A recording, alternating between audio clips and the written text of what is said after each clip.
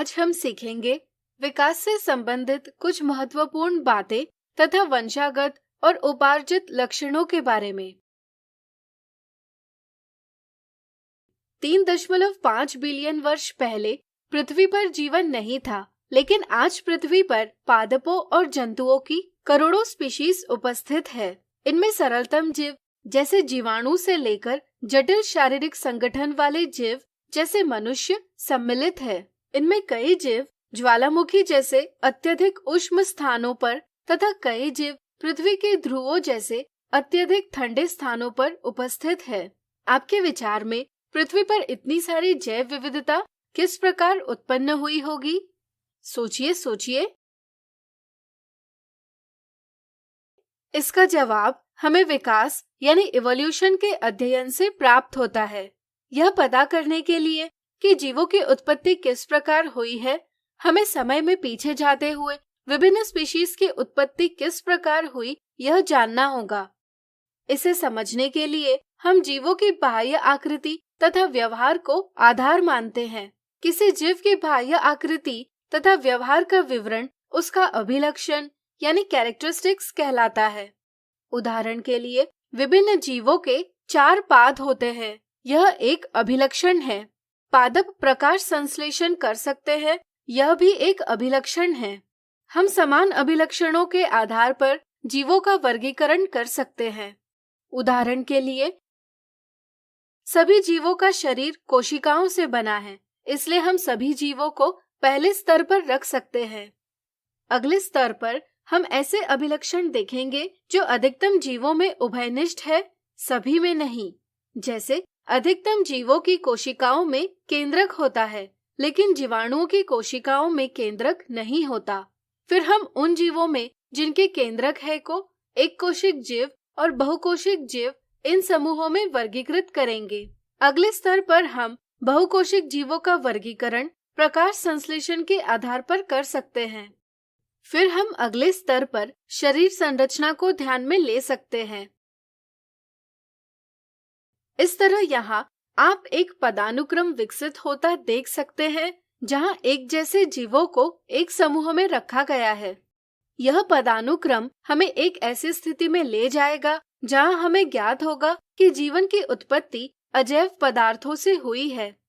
यदि हम पदानुक्रम को देखेंगे तो हमें ज्ञात होगा कि पीढ़ी दर पीढ़ी डीएनए प्रतिरूप बनाने में होने वाली गलतियों तथा लैंगिक जनन के परिणाम स्वरूप जीवों में सूक्ष्म परिवर्तन आए हैं और इसके परिणाम स्वरूप विभिन्नताओं की उत्पत्ति हुई है, जिससे विभिन्न स्पीशीज उत्पन्न हुई।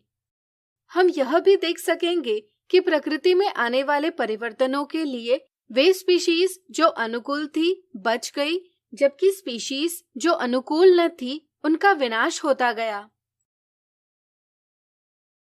जीवों में पीढ़ी दर पीढ़ी धीमी गति से होने वाले परिवर्तन को ही हम विकास यानी इवोल्यूशन कहते हैं। विकास से हमारा अभिप्राय जैव विविधता का निर्माण तथा प्रकृति द्वारा चयन से है। ध्यान रहे, इसका अभिप्राय प्रगति से नहीं है।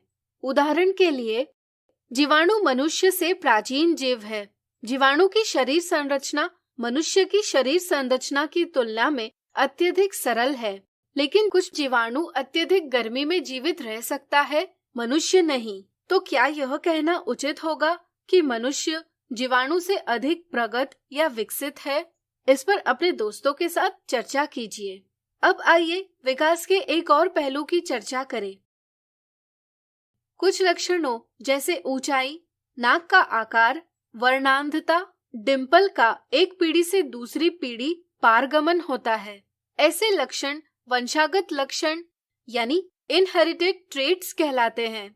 वंशागत लक्षण जीव की जनन कोशिका यानी युग्मकों के डीएनए में संगठित होते हैं, इसलिए इनका पीढ़ी दर पीढ़ी पारगमन होता है जो जीव को विकास की ओर ले जाते हैं। वे लक्षण जैसे नृत्य कला, वजन, बालों का रखरखाव जिन्हें जीव अपने जीवन काल में अर्जित करता है, इन्हें उपार्जित लक्षण यानी एक्वायर्ड ट्रेट्स कहते हैं।